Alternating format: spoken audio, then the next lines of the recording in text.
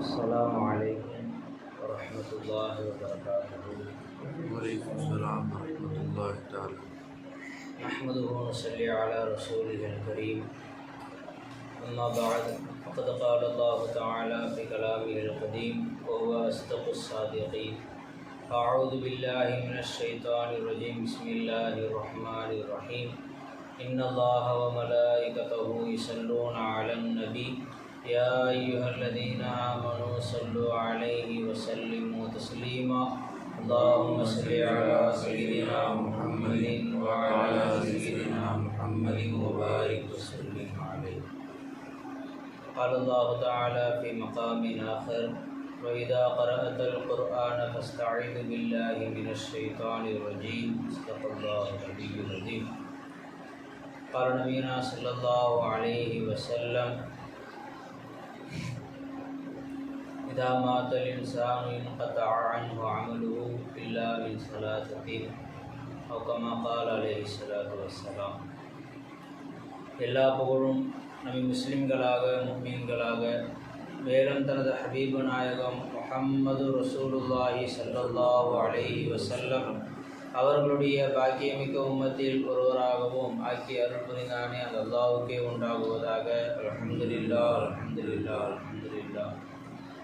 மேலும் அல்லாஹு தாலா மார்க்க விஷயங்களை தெரிந்து கொள்வதற்குரிய நம்முடைய வாழ்க்கையுடைய முறைகளை அல்லாஹ் ரசூலுடைய சொல்லின் அடிப்படையில் அமைத்துக் கொள்வதற்குரிய செய்திகளை தெரிந்து கொள்வதற்குரிய வாய்ப்பை அல்லாஹ் ஏற்படுத்தி தந்தானே அந்த அல்லாஹ்வுக்கே எல்லா புகழும் உண்டாகுவதாக.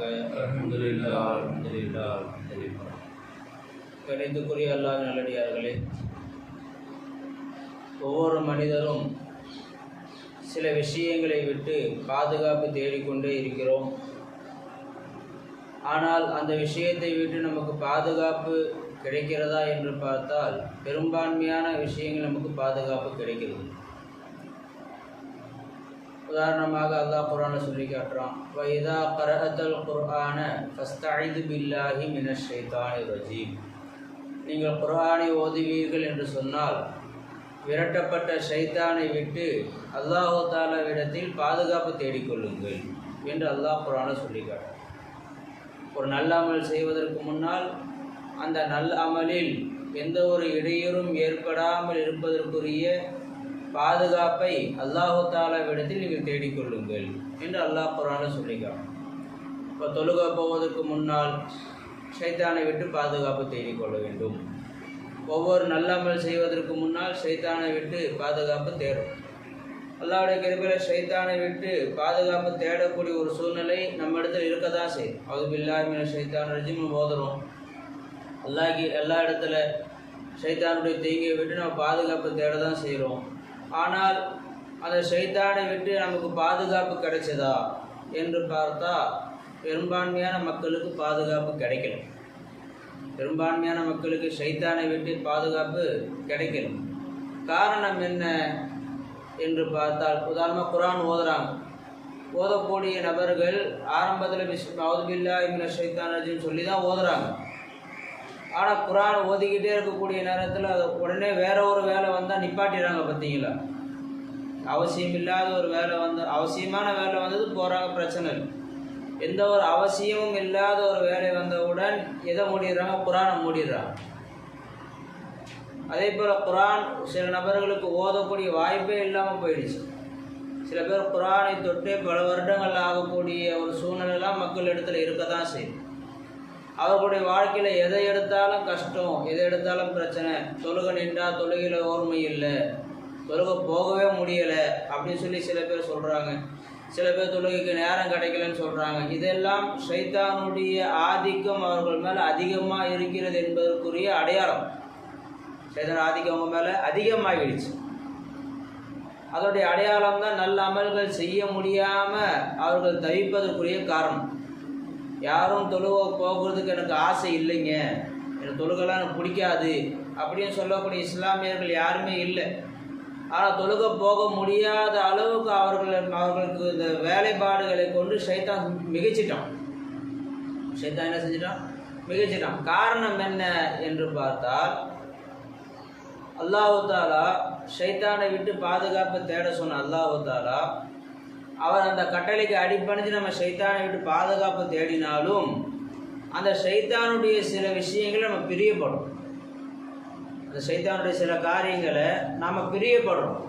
அந்த விஷயத்தை நம்முடைய வாழ்க்கையிலிருந்து நகர்த்துவதற்கு நமக்கு விருப்பம் இல்லாமல் இருக்கு. அதனால் ஷைத்தானுடைய முகப்பத்தை பெற்றோம் நம்ம போயிட்டோம். விளங்குங்களா? இப்போ உதாரணம் பாருங்களேன். ஒரு ஒரு ஆள் ரோட்டில் ஓடி வர்றாரு. ஓடி வந்து நம்மக்கிட்ட வந்து நின்று இந்த மாதிரி 4 பேர் என்னை துரத்துறாங்க, அடிக்க துரத்துறாங்க, எனக்கு கொஞ்சம் பாதுகாப்பு கொடுங்க அப்படின்னு சொல்கிறார். பார்த்தா உடம்புல காயம் இருக்குது.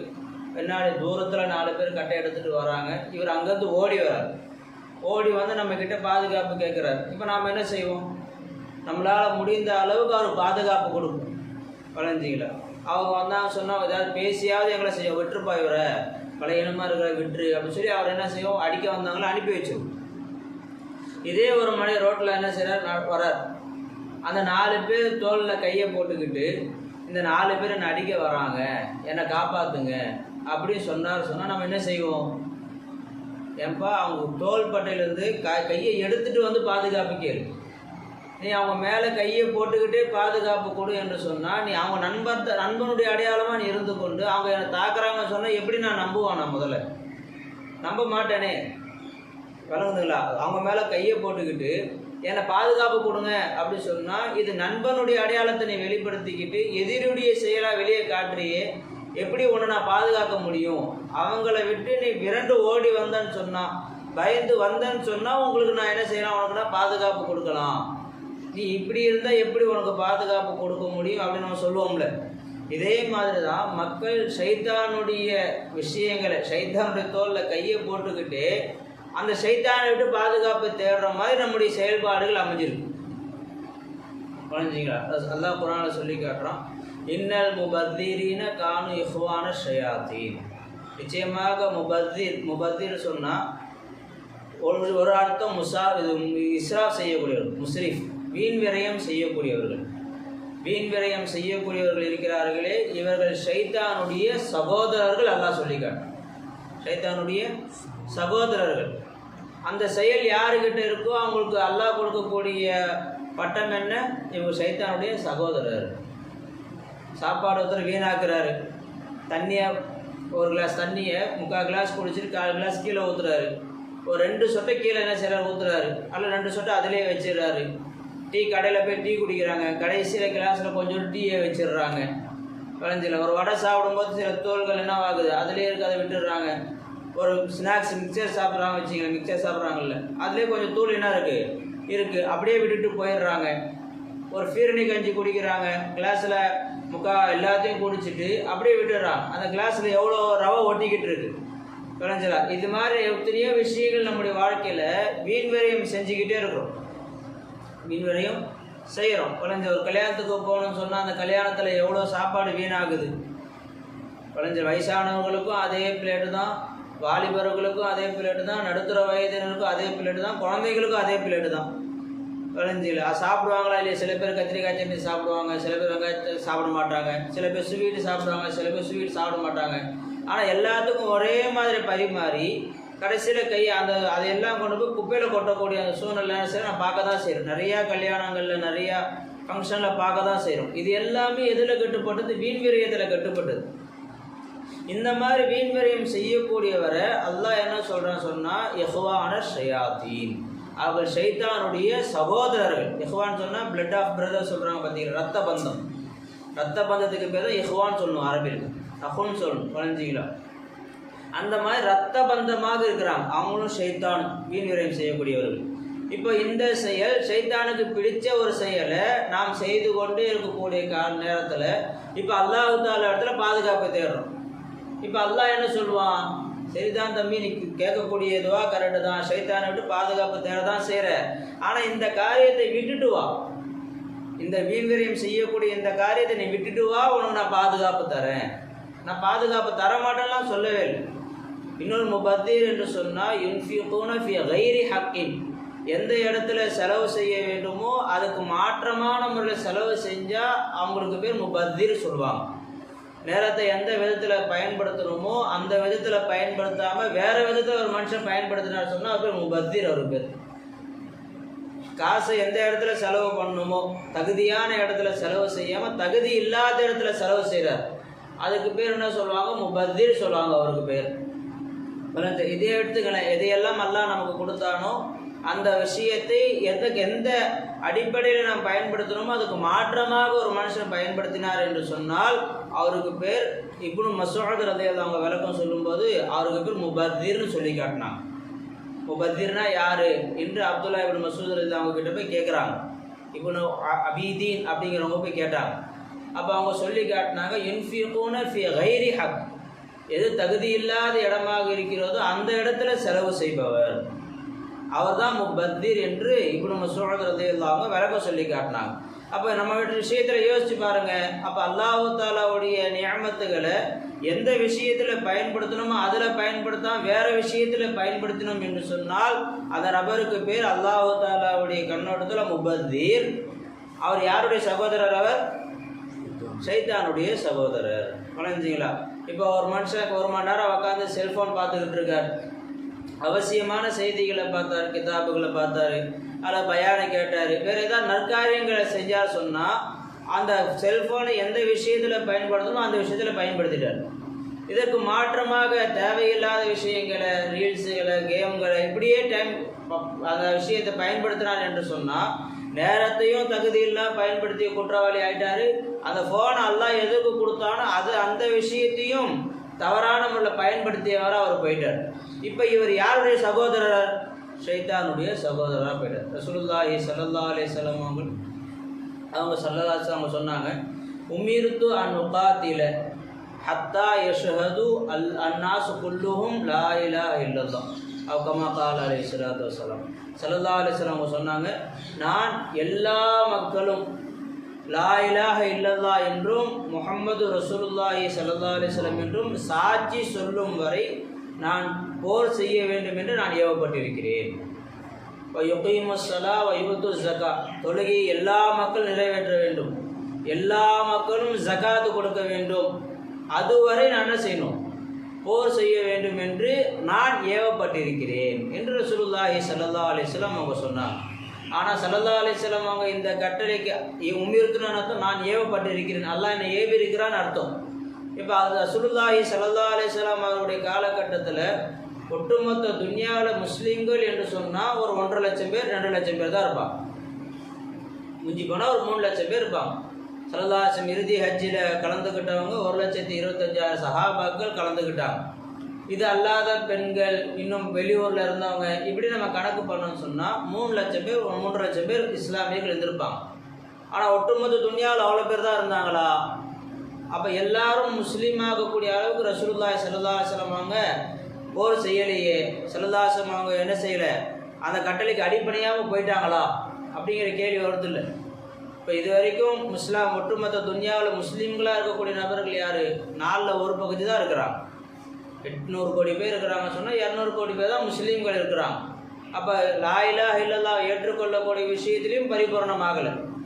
சரி, தொழுகையில் 200 கோடி முஸ்லீம்களும் தொழுகிறாங்களா என்று பார்த்தா அதுலேயும் இல்லை. அதில் 10% தான் என்ன பண்ணுறாங்க? தொழக்கூடிய மக்களாக இருக்கிறாங்க. அப்போ தொழுகையும் எல்லா மக்களும் செய்யலை. சரி, ஜக்காத்து எல்லாரும் கொடுக்குறாங்களா? ஜக்காத்து கடமையான எல்லோரும் ஜக்காத்து கொடுப்பது இல்லை. அப்போ ஸல்லல்லாஹு அலைஹி வஸல்லம் அவங்க அல்லாஹ்வுடைய கட்டளைக்கு மாறு செஞ்சுட்டு போயிட்டாங்களா? பார்த்தா அப்படி கிடையாது.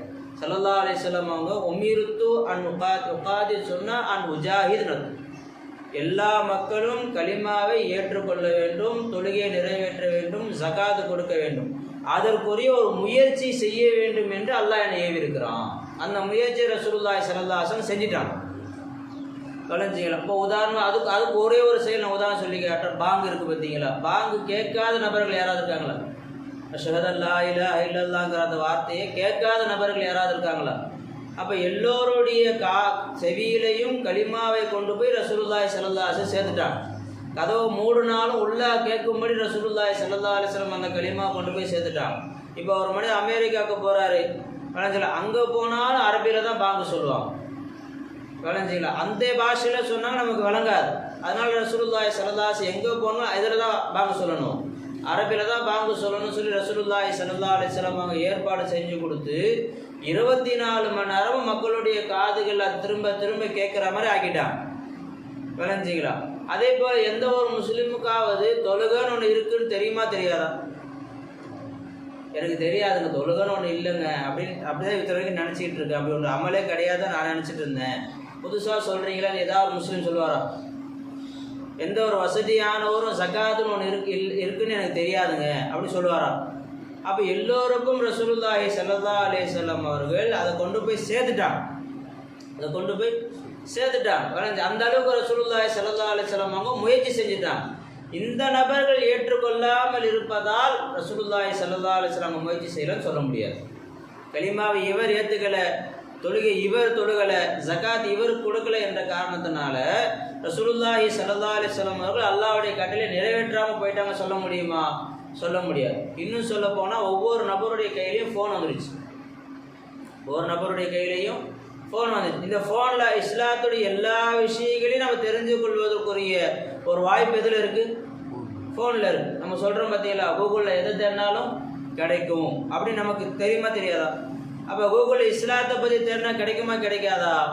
கிடைக்க தான் செய்யும். அப்போ அந்த செய்திகளை நம்ம கை வரைக்கும் யார் கொண்டு வந்து சேர்த்துட்டா? ரசூலுல்லாஹி ஸல்லல்லாஹு அலைஹி வஸல்லம் அவங்க கொண்டு சேர்த்துட்டாங்க.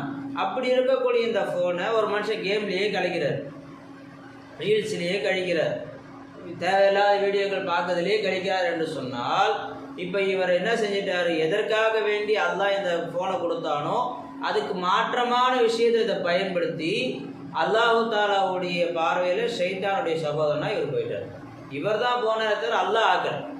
விளைஞ்சிக்கிறேன். இதே மாதிரி ஒவ்வொரு வஸ்துவையும் நம்ம என்ன செய்கிறோம்? அல்லாஹு தாலாவுடைய கட்டளைக்கு மாற்றமான நம்ம செலவு செஞ்சோம் என்று சொன்னால் அவர் பேர் அல்லாஹு தாலாவோட அடிப்படையில் ஷைத்தானுடைய சகோதரர் ஆகிட்டார். இப்போ இந்த விஷயம் நம்முடைய இடத்துல இருக்கும் காலம் எல்லாம் அல்லாஹு தாலா நம்ம பாதுகாப்பு தேடினாலும் அல்லாஹ் பாதுகாப்பு கொடுத்தாலும் நீ அந்த பாதுகாப்பை ஏற்றுக்கலன்னு அர்த்தம். அந்த பாதுகாப்பை நீ என்ன செய்யலை? ஏற்றுக்கொள்ளலை. ரசூலுல்லாஹி ஸல்லல்லாஹு அலைஹி வஸல்லம் இன்னொரு ஹதீஸில் சொன்னாங்க. இந்த ஹதீஸ் அப்துல்லா பின் மஸ்ஊத் ரலியல்லாஹு அன்ஹு அறிவிக்கிறாங்க. ஸல்லல்லாஹு அலைஹி வஸல்லம் கிட்ட சஹாபாக்கள் வந்து சொன்னாங்க, யா ரசூலல்லாஹ், ஒரு மனிதர் இருக்கிறார், இரவில் தூங்குறாரு. எந்த அளவு தூங்குற சொன்னால் ஹத்தா அஸ்பஹ, சூரியன் உதிச்சு உச்சிக்கு சூரியன் உதிக்கிற வரைக்கும் தூங்கிட்டு இருக்காரு யா ரசூலல்லாஹ் அப்படின்னு சொன்னாங்க. அப்போ ரசூலுல்லாஹி ஸல்லல்லாஹு அலைஹி வஸல்லம் அவங்க சொன்னாங்க, பால ஷைத்தானு ஃபி உதுனிஹி, அவருடைய காதில் ஷைத்தான் சிறுநீர் கழித்து விட்டான். அப்படின்னு ரசூலுல்லாஹி ஸல்லல்லாஹு அலைஹி வஸல்லம் அவங்க சொன்னாங்க.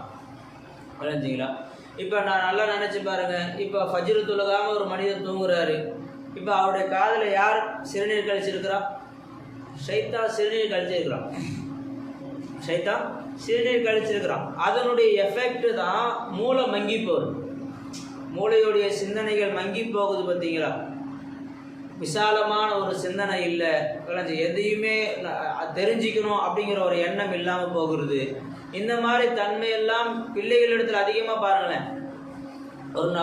ஒரு ஏதாவது நல்ல விஷயம் சொன்னால் அதை ஏற்றுக்காமல் இருக்கிறது ஒரு கண்ணோட்டம், அது தாழ்த்தி கேட்குறது அது ஒரு கண்ணோட்டம். இப்போ நாம் ஏதாவது ஒரு நல்ல விஷயம் சொன்னால் சடைகிறாங்க மக்கள். வாலிபர்கள் என்ன செய்கிறாங்க? சடைகிறாங்க, ஆரம்பிச்சிட்டாரா பிளேடு போட அப்படின்னு சடைகிறாங்க. பார்த்தீங்களா? நல்லா யோசிச்சு பாருங்களேன். அந்த நபரை பார்த்தா ஃபஜ்ர் தொழுகாத நபராக இருப்பார். அதனால் அவர் மூளை என்ன ஆகிடுச்சு? எந்த ஒரு நல்லதையும் கிரகிக்கக்கூடிய ஒரு தன்மை இல்லாமல் போயிடுச்சு. அந்த பிஷாப்புடைய எஃபெக்ட் அது. அந்த பிஷாப்புடைய எஃபெக்ட் சிறுநீர் ஸல்லல்லாஹு சொன்னால் பொய்யாது.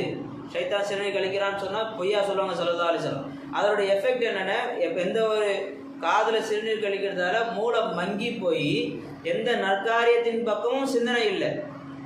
எந்த ஒரு நற்காரியமாக அவருக்கு தெரியறதில்லை. எதெல்லாம் தேவையில்லாத விஷயமோ அதெல்லாம் அவருக்கு பெரிய ஒரு விஷயமா தெரியுது.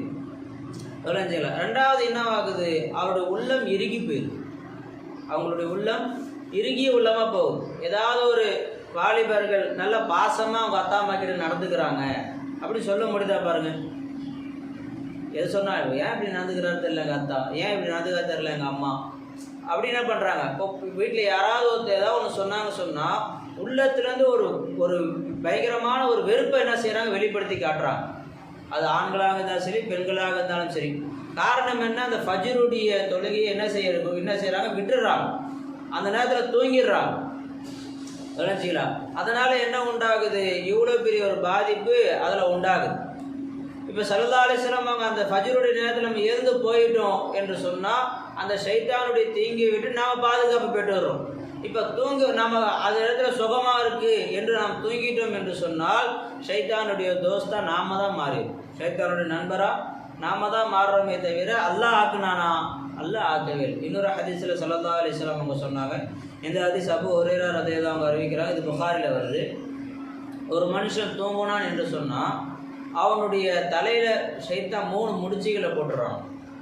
3 முடிச்சுகளை போட்டுறான். விளைஞ்சிக்கலாம்.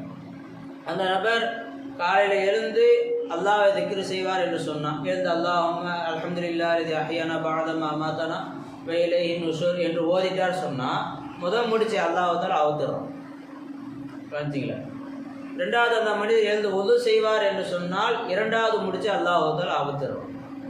எழுந்து 2 ரக்காத் தொழுதுட்டார் என்று சொன்னான், ஃபஜ்ருடைய ஃபர்லான் 2 ரக்காத் என்ன செஞ்சார், தொழுதுட்டார் என்று சொன்னால் 3 முடிச்சுகளில் ஷைத்தான் போட்ட முடிச்சு அல்லாஹ்வால அவிழ்த்து விடுகிறான் என்று ரசூலுல்லாஹி ஸல்லல்லாஹு அலைஹி வஸல்லம் அவங்க சொன்னாங்க. வளைஞ்சிங்களா. இப்போ ஒரு மனிதர் ஃபஜ்ர் தொழுகாமல் தூங்குறார். இப்போ அவருடைய கழுத்தில் எத்தனை முடிச்சு போடப்பட்டிருக்கும், 3 முடிச்சு போட்டிருக்கும். 2வது நாளும் ஃபஜ்ர் தொழுகலை, அடுத்த 3 முடிச்சு. ஏன்னா போட்ட 3 முடிச்சு ஒன்று அவுக்கலையே. அடுத்த நாள் ஃபஜ்ர் தொழுகலைன்னு சொன்னால் அடுத்த 3 முடிச்சு. இப்படியே அவருடைய வாழ்க்கையில் எத்தனை நாள் ஃபஜ்ர் தொழுகலையோ அத்தனை 3 முடிச்சு எங்கே போடப்பட்டிருக்கு, அவருடைய கழுத்தில் போடப்பட்டிருக்கு. அத்தனையும் முசீபத்துன்னு அர்த்தம். அத்தனையும் என்ன, முசீபத். அவருடைய வாழ்க்கையில் ஏற்படக்கூடிய பிரச்சனைகள் அர்த்தம். ஷைத்தானுடைய முடிச்சுன்னு சொன்னால் என்னது, அது முசீபத். அப்போது நம்முடைய வாழ்க்கையில் ஷைத்தானுடைய அந்த முடிச்சுகள், அந்த முசீபத்துகளை நம்ம கழுத்தில் வச்சுக்கிட்டு நம்ம அல்லாஹ் தஆலா இடத்துல நம்ம 10 மணிக்கு எழுந்து கடை திறக்கும் போது யா அல்லாஹ் இந்த கடையை திறக்கிற, ஷைத்தானுடைய பாதுகாத்துறியா அல்லாஹ் என்று நம்ம கடையை திறந்தோம்னு சொன்னால் கழுத்தில் 3 முசீபத்தை வச்சுக்கிட்டு கடை திறந்தா எப்படி அல்லாஹ் தஆலா இடத்துல இந்த ஷைத்தான் பாதுகாப்பு கிடைக்கும்? ஃபஜ்ர் தொழுகாமல் தூங்கிட்டா இருப்பா ஒரு மனுஷன். அப்போ அவருடைய வாழ்க்கையில் என்ன அதிகமாகுது, முசீபத்து அதிகமாகுது. பார்த்தீங்களா? அதே எழுந்து தொழுதுட்டாரு, 3 முடிச்சுகளையும் அல்லாஹ் தஆலா என்ன செய்யறான், அவிழ்த்துறான். முசீபத்துக்களை அல்லாஹ் தஆலா தூரமாக்கிறான். இப்போ நம்முடைய வாழ்க்கையில் ஷைத்தானை நாம நெருக்கிட்டோமா, அல்லாஹ் நெருக்கி வச்சானா? நாம தான் ஷைத்தானை செஞ்சுக்கிட்டோம், நம்முடைய நண்பராக, நம்முடைய சகோதரராக. இப்போ மனுஷன் அல்லாஹ் இத்தனை செயலை செய்கிறாரு, இஸ்ராஃப் செய்கிறாரு, ஃபஜ்ர் தொழுகாமல் தூங்குறாரு. விளைஞ்சிங்களா? அதே போல் உறவுகளுக்கு மத்தியில் பிரிவை உண்டாக்குறாரு. உறவுகளுக்கு மத்தியில் பிரிவை உண்டாக்குறார். இது ஷைத்தானுடைய செயல். இது ஷைத்தானுக்கு ரொம்ப பிடிச்ச செயல். விளைஞ்சிங்களா? உறவுகளுக்கு மத்தியில் இப்போ அண்ணன் தம்பி நல்லா இருக்கிறாங்க, ஏதாவது சில விஷயங்களை சொல்லி 2 பேர் உறவை பிரிச்சிருது. கணவன் மனைவிக்கு மத்தியில், அத்தா மகனுக்கு மத்தியில், இந்த மாதிரி தொழிலாளி முதலாளிக்கு மத்தியில், எல்லாருக்கும் மத்தியில் ஏதாவது ஒரு அடிப்படையில் சில விஷயங்களை சொல்லி 2 பேரை தூரமாக்குதல் என்பது அது ஷைத்தானுக்கு ரொம்ப பிடிச்ச செயல். இந்த செயல் நம்ம இடத்துல இருக்குது என்று சொன்னால் நம்ம விளைக்க வேண்டியதான் நம்ம யாருடைய நண்பராக இருக்கிறோம், ஷைத்தானுடைய நண்பராக இருக்கிறோம். ஷைத்தானுடைய நண்பராக இருக்கிறோம், அப்படி விளைக்க வேண்டியதான். இந்த மாதிரி செயல்பாடுகள் நம்ம இடத்துல இருந்து கொண்டிருக்கும் நேரத்தில் நம்ம அல்லாஹ் தஆலா இடத்துல பாதுகாப்பு தேடினோம் என்று சொன்னால் அல்லாஹ் என்ன சொல்லுவான், நான் பாதுகாப்பு கொடுக்குறேன், நீ இந்த செயலெல்லாம் விட்டுட்டு வா. இது போன்ற செயல்கள் இன்னும் நிறைய செயல்கள் இருக்கு. பெருமாடிக்கிறது அது ஷைத்தானுக்கு பிடிச்ச செயல். அது விளைஞ்சிக்கலாம். இதெல்லாம் விட்டுட்டு வா, உனக்கு நான் என்ன செய்கிறேன், பாதுகாப்பு தேடுறேன். சுருக்கமாக சொன்னால் அல்லாஹ் குர்ஆனில் சொல்லி காட்டுறான், அமை யாஷு அன் திக்ரி ரஹ்மான், ரஹ்மானாகி அல்லாஹு தஆலாவுடைய ஞாபகத்தை விட்டும். இங்கே திக்ரு என்று சொன்னால் அல்லாஹ் திக்ரு செய்யக்கூடிய திக்ருன்னு அர்த்தம் வைக்கலாம். இன்னும் திக்ரு நீங்கள் தஃசீல் எடுத்து பார்த்தீங்கன்னா அவாமி நவாஹின்னு போட்டிருப்பாங்க. அல்லாஹு தஆலாவுடைய ஏவல் விளக்கல்களை யார் புறக்கணித்து விட்டு வாழ்கிறாரோ, அல்லாஹ் ஏவிய செயல்களை செய்யாமல் இருந்து அல்லாஹ் தடுத்த செயல்களை செய்து யார் வாழ்கிறார்களோ நுகையிது லஹு ஷைத்தான், அவரின் மீது ஷைத்தானை அல்லாஹ் சாட்டி விடுகிறான். ஒரு அளவு அல்லாஹ் என்ன செய்கிறான், பாதுகாப்பு கொடுக்கறதுக்காக வேண்டி அல்லாஹ் பாதுகாப்பு கொடுக்குறான். நம்ம எல்லாம் மீறி போகக்கூடிய நேரத்தில் அல்லாஹ்வே என்ன செஞ்ச, ஷைத்தான் உண்மையில சாட்டிடுறான். அல்லாஹ் ஃபஹுவ லஹு கரீன், அந்த ஷைத்தான் அந்த அடியானுக்கு நண்பனாக மாறிவிடுவார். அல்லாஹ்வே நண்பனாக ஆக்கிடுறோம். யாருடைய செயலால்? நம்முடைய செயலால் தான். அல்லாவா என்ன சில எடுத்த உடனே சாட்டிடல விளைஞ்சா. சில பேர் எங்கள் வீட்டில் ஜின்னு பிரச்சனை மாதிரி தெரியுதுங்க, பார்த்தா யாரும் போகிற மாதிரி இருக்குது, யாரும் வர மாதிரி இருக்குது, விளைஞ்சிக்கல. எதை எடுத்தாலும் நம்ம ஒரு ஜான் மேலே ஏறினா 10 முளை கீழே இறங்குது, விளைஞ்சல. திடீர்னு பார்த்தா புலம்புறான், திடீர்னு பார்த்தா ஒரு மாதிரி இருக்கிறான், அப்படி சொல்கிறாங்களே, ஜின்னுடைய சேட்டை சொல்கிறாங்க பார்த்தீங்களா. இது யாரால் ஏற்பட்டது?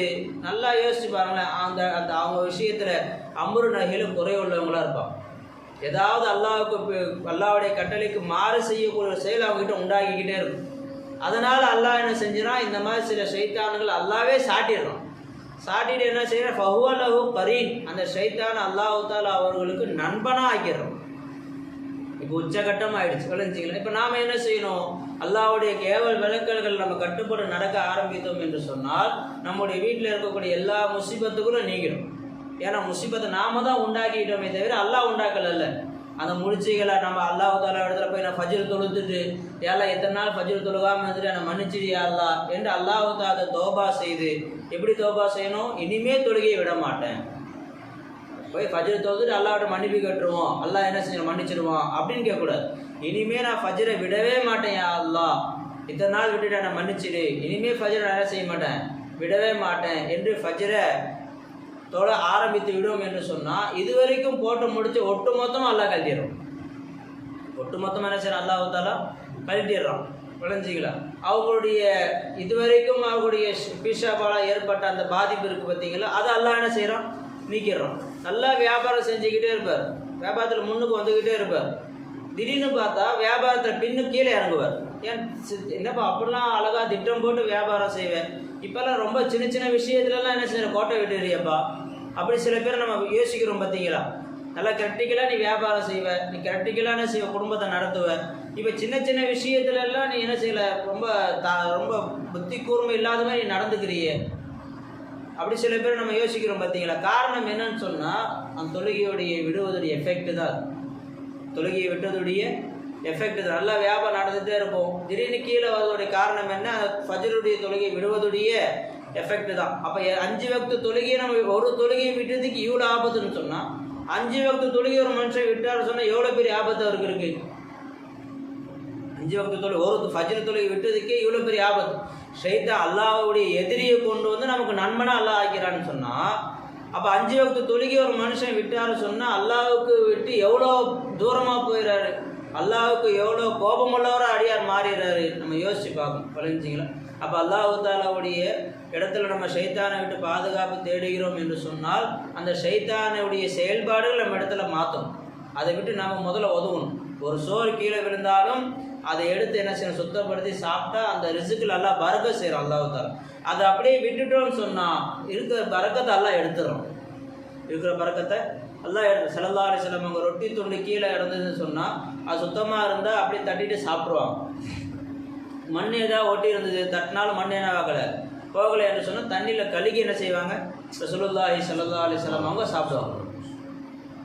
விளைஞ்சிடும். அப்போ அந்த அளவுக்கு ஸல்லல்லாஹு அலைஹி வஸல்லம் அவங்க அந்த உணவுக்கு யார் சொர்க்கத்துக்கு அதிபதி, ஸல்லல்லாஹு யார் சொர்க்கத்துக்கு அதிபதி, அவங்க யார் கை காட்டுறாலும் அவங்க சொர்க்கத்துக்கே போக முடியும். அப்படியாப்பட்ட ரசூலுல்லாஹி ஸல்லல்லாஹு அலைஹி வஸல்லம் அவங்க ஒரே ஒரு சின்ன துண்டு கீழே கிடந்தாலும் என்ன செய்யறது, சுத்தப்படுத்தி சாப்பிடுவாங்க. ஒரு பேரிச்சப்பழ துண்டு கீழே கிடந்தா சாப்பிடுவாங்க. கீழே இருக்கிறத எடுத்து சாப்பிட நம்ம வெக்கமாக பார்க்குறோம்.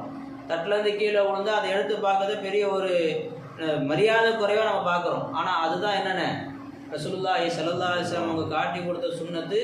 அதுதான் நம்முடைய வாழ்க்கையுடைய பரக்கத்தை உண்டாக்கக்கூடியது. கலஞ்சிக்கலாம். பெரிய பெரிய விஷயத்தை நீங்கள் கவனிக்கலன்னா கூட நம்ம வீட்டில் அதில் டீ குடிக்கிறோம், பிஸ்கெட் தொட்டு சாப்பிட்றோம், கரெக்டாக பிஸ்கெட் சரியான முறையில் முக்கியம் நம்ம சாப்பிட்ருக்கோமா? சில இதில் பிஸ்கெட் சில சின்ன துண்டு உடஞ்சி டீயில் ஊறி அடியில் போயிடும். டீ குடித்து அந்த சின்ன பிஸ்கெட் துண்டு அப்படியே விட்டுனா சரி, ஊரில் அந்த பிஸ்கெட்டை விட்டுட்டு போயிடும். இது இஸ்ராஃப் தான். இது பிஸ்கெட் உடைக்கும் போது சின்ன சின்ன துகள்கள் என்னவாகுது, கீழே விடுது பார்த்தீங்களா? அதை அப்படியே லைட்டாக தள்ளி அதை எடுத்து சாப்பிட முடியாது. கீழே இருக்கிறத எடுத்து சாப்பிட அதை லைட்டாக தள்ளி எறும்புக்கு அல்லது எதுக்காக என்ன செய்யணும், அது பயன்படுற மாதிரி அதை ஒதுக்கி விட்டுறணும்.